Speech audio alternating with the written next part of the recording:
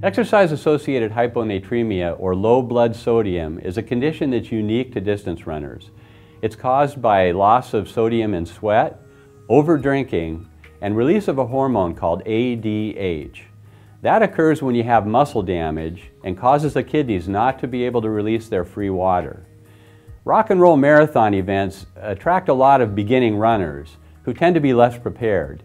They stay on the course longer, they drink more, and because of poor training have more muscle damage and therefore more ADH. Your blood sodium level drops over the course of the race.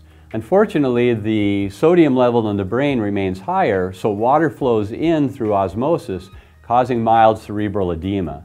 The symptoms of hyponatremia manifest from that mild brain swelling.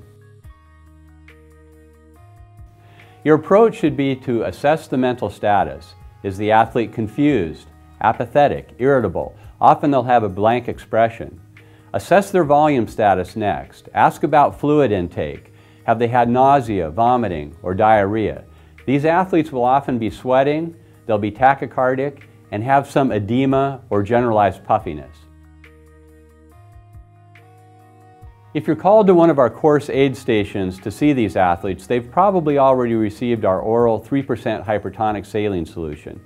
We make this by taking the course electrolyte drink and adding 3 small salt packets to 4 ounces.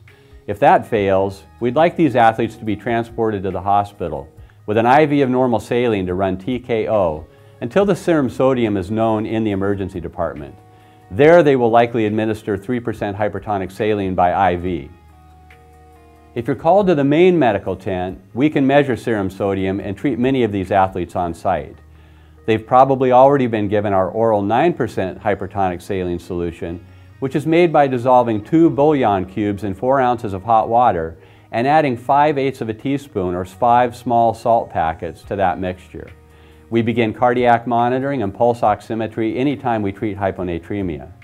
If the oral treatment fails, we'll give a bolus of 100 mL of 3% hypertonic saline IV and a second bolus in 10 to 15 minutes if transport is delayed.